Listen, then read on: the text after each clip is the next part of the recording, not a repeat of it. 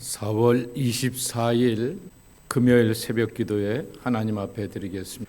오늘 함께 기도할 지구촌의 미전도 종족은 인도에 살고 있는 신두교 전통의 다르이 종족입니다. 2만 5천 명이 살고 있게 되고요. 보즈프리라고 하는 고유 언어인데요. 처음 들어보는 그러한 언어인데 제가 한번 구글에다 찾아보게 되었더니 인도 사람들 가운데서 5천만 명이나 사용하는 아주 주요 언어 가운데 하나라고도 합니다. 신두교를 신봉하며 기독교인들은 그들 안에 없는 것을 보게 됩니다. 이 다르이족 속의 주요 종교는 이슬람이고 또 더 넓게는 신두교 안에 있다라고 하는 것입니다. 분쟁이 일어날 때마다 종교적인 분쟁도 함께 일어나게 되면서 이슬람으로 점점 신두교에서 이슬람으로 기울어 간다라고 말하게 됩니다. 무슬림 침략자들에 의하여서 종교까지도 전파되면서 영향을 받고 있는 것을 볼 수가 있게 됩니다. 대부분이 일용직 노동자로 살아가게 되는 하위층 카스트 계급의 사람들인 것을 볼 수가 있게 됩니다. 그러나 그들 공동체 안에 위원회가 있어서 서로 관리하고 돌보며 또한 공동체를 유지해 나간다라고 말하게 됩니다. 신두교 신앙을 신봉하게 되는데 예식을 통하여서 또 한편으로는 선행을 통하여서 해탈을 얻게 되고 생가사의 윤회에서부터 벗어날 수 있다라고 이렇게 믿고 살아가게 됩니다. 그리고 그러한 맥락 가운데서 이슬람의 신앙도 신봉하면서 살아가고 있는 그들의 모습인 것을 보게 됩니다. 다르이 종족들이 예수 그리스도의 은혜로 또한 구원받고 하나님의 생명으로 나갈 수 있도록 성령의 역사로 이렇게 생명과 소망을 갖고 살아갈 수 있는 삶의 미래를 열어갈 수 있도록 위해서 기도해 주시기 바라고, 가족과 공동체들 가운데서 섬길 수 있는 좋은 기독교 지도자들과 선교사들의 발걸음이 끊임없이 이어질 수 있도록 위해서 기도해 주시기 바랍니다.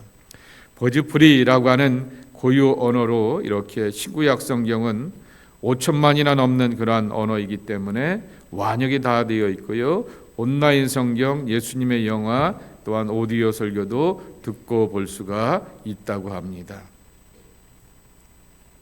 오늘은 창세기 30장 1절서부터 24절까지의 말씀입니다.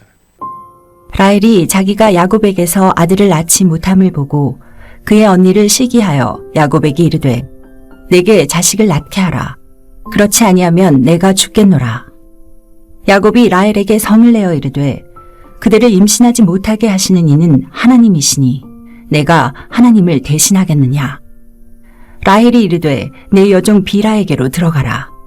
그가 아들을 낳아 내 무릎에 두리니 그러면 나도 그로 말미암아 자식을 얻겠노라 하고 그의 시녀 빌하를 남편에게 아내로 주매 야곱이 그에게로 들어갔더니 빌하가 임신하여 야곱에게 아들을 낳은지라. 라헬이 이르되 하나님이 내 억울함을 푸시려고 내 호소를 들으사 내게 아들을 주셨다 하고 이로 말미암아 그의 이름을 단이라 하였으며 라헬의 시녀 빌하가 다시 임신하여 둘째 아들을 야곱에게 낳음에 라헬이 이르되 내가 언니와 크게 경쟁하여 이겼다 하고 그의 이름을 납달리라 하였더라. 레아가 자기의 출산이 멈춤을 보고 그의 시녀 실바를 데려다가 야곱에게 주어 아내로 삼게 하였더니 레아의 시녀 실바가 야곱에게서 아들을 낳음에 레아가 이르되 복되도다 하고 그의 이름을 가시라 하였으며 레아의 시녀 실바가 둘째 아들을 야곱에게 낳음에 레아가 이르되 기쁘도다 모든 딸들이 나를 기쁜 자라 하리로다 하고 그의 이름을 아셀이라 하였더라. 밀 거둘 때 르우벤이 나가서 들에서 합 한 채를 얻어 그의 어머니 레아에게 드렸더니 라헬이 레아에게 이르되 언니의 아들의 합 한 채를 청구하노라. 레아가 그에게 이르되 내가 내 남편을 빼앗은 것이 작은 일이냐. 그런데 내가 내 아들의 합 한 채도 빼앗고자 하느냐. 라헬이 이르되 그러면 언니의 아들의 합한 채 대신에 오늘 밤에 내 남편이 언니와 동침하리라 하니라. 저물 때에 야곱이 들에서 돌아오매 레아가 나와서 그를 영접하여 이르되 내게로 들어오라. 내가 내 아들의 합한 채로 당신을 샀노라. 그 밤에 야곱이 그와 동침하였더라. 하나님이 레아의 소원을 들으셨으므로 그가 임신하여 5째 아들을 야곱에게 낳은지라. 레아가 이르되 내가 내 시녀를 내 남편에게 주었으므로 하나님이 내게 그 값을 주셨다 하고 그의 이름을 이사가리라 하였으며 레아가 다시 임신하여 6째 아들을 야곱에게 낳은지라. 레아가 이르되 하나님이 내게 후한 선물을 주시도다. 내가 남편에게 6 아들을 낳았으니 이제는 그가 나와 함께 살리라 하고 그의 이름을 스불론이라 하였으며 그 후에 그가 딸을 낳고 그의 이름을 디나라 하였더라. 하나님이 라헬을 생각하신지라.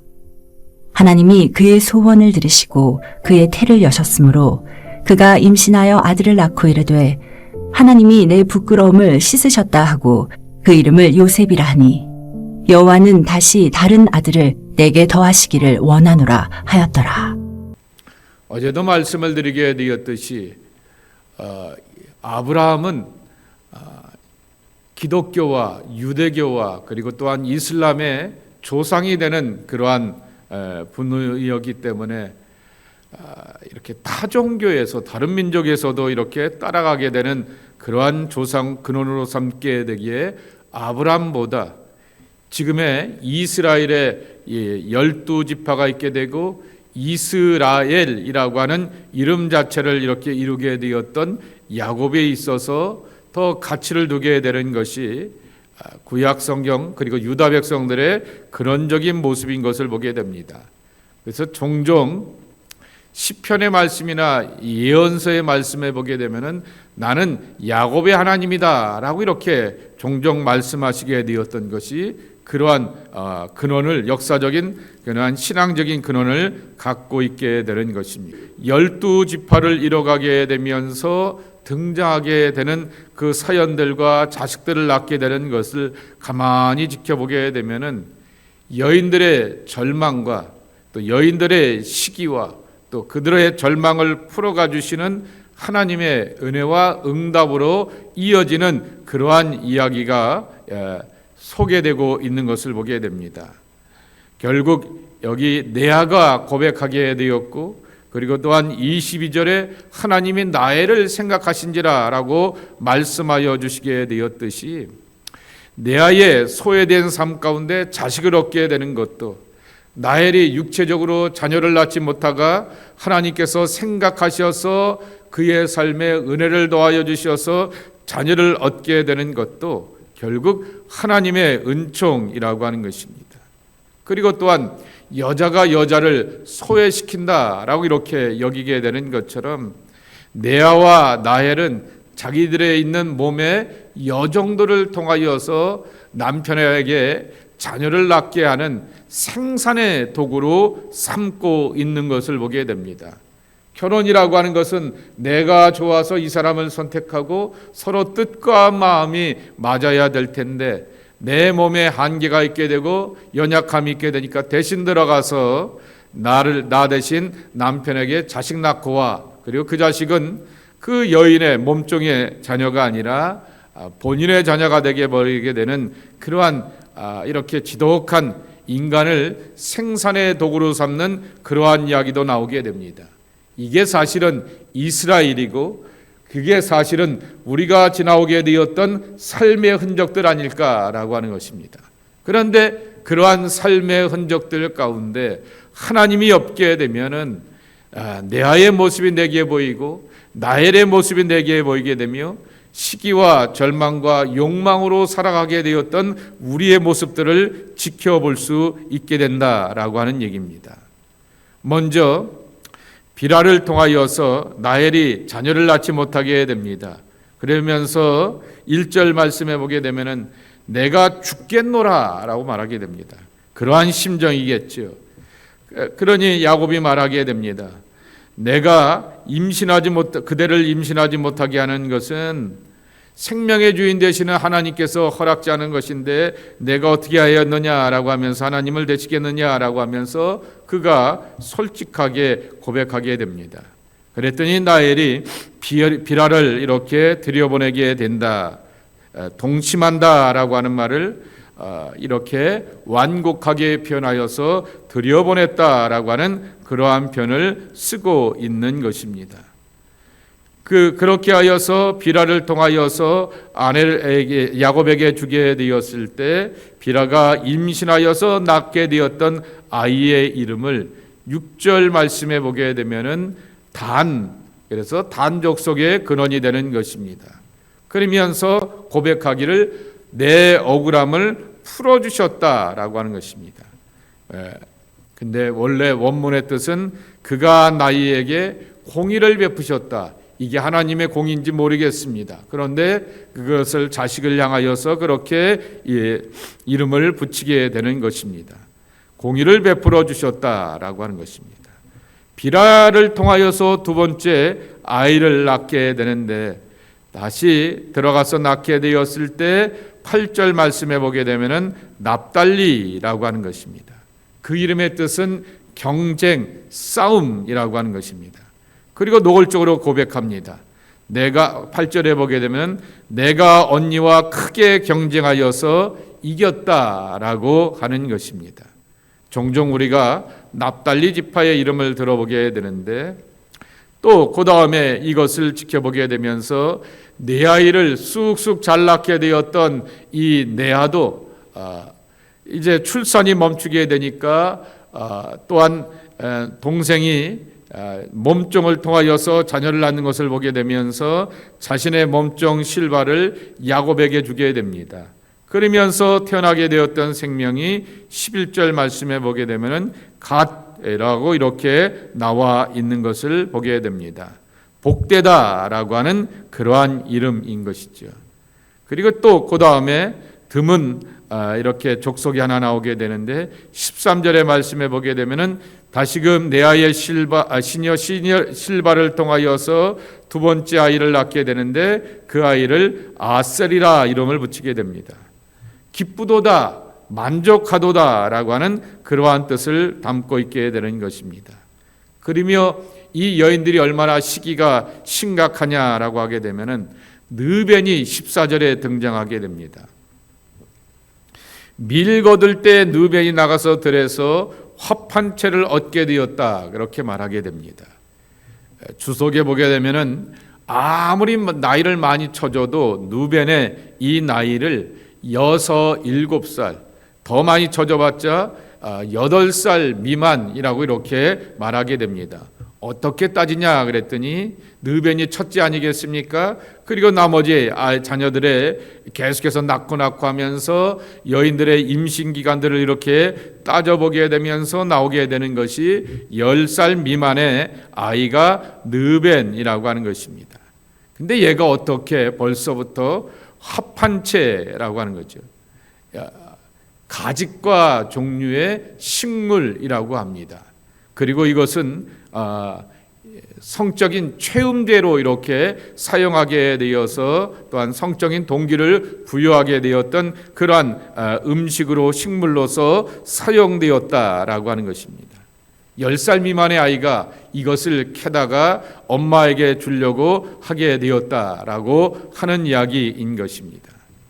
엄마와 그리고 여종들과 또한 이모와 또한 여종과 이러한 관계 속에서의 집안의 번잡함의 이야기를 이 느벤이 다 알고 있게 되었다라고 하는 것입니다. 훗날 맏아들이었던 느벤이 비라와 간통하여서 불상사가 일어나는 것이 창세기 35장 22절 이하에 기록되어 있지 않겠습니까?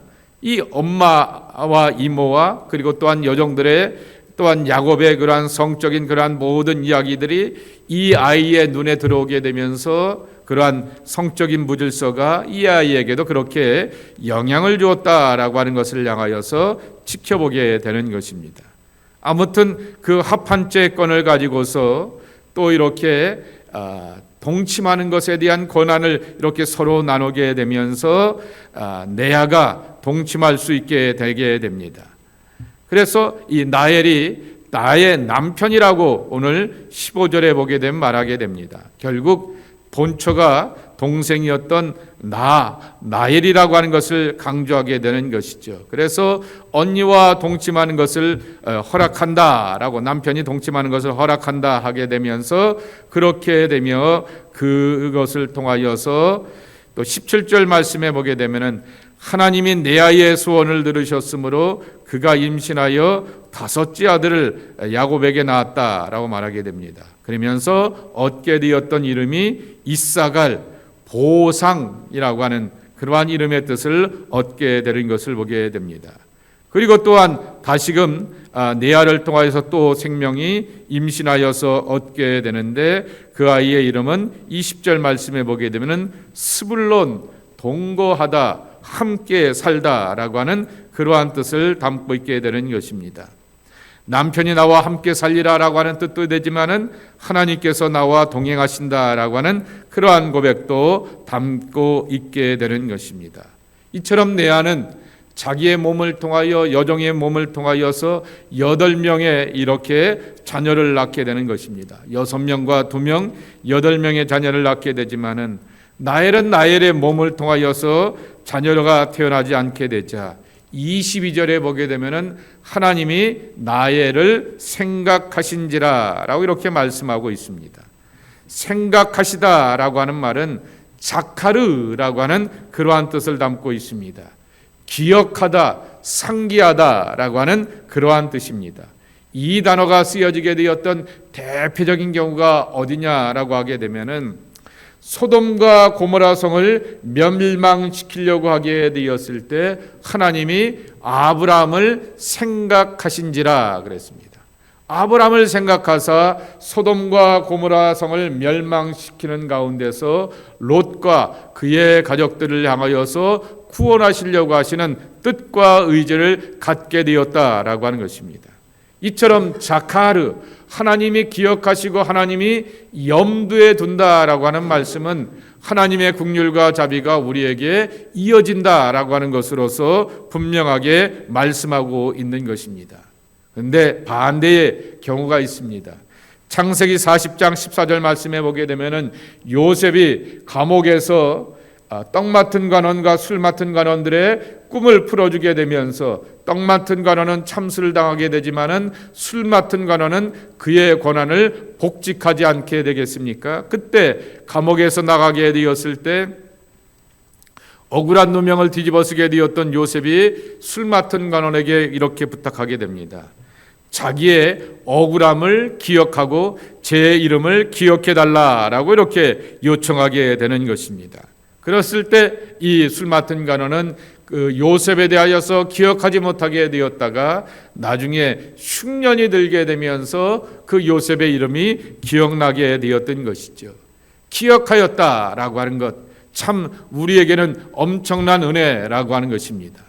지구상에 수십억의 인구가 있게 되었고 크리스찬이 몇십억의 그러한 20억이 넘는 크리스찬들이 있다라고 말하게 되는데, 하나님을 믿는 백성들의 한 사람 한 사람의 처지와 형편을 기억하신다라고 하는 그러한 말씀이라고 하는 것입니다.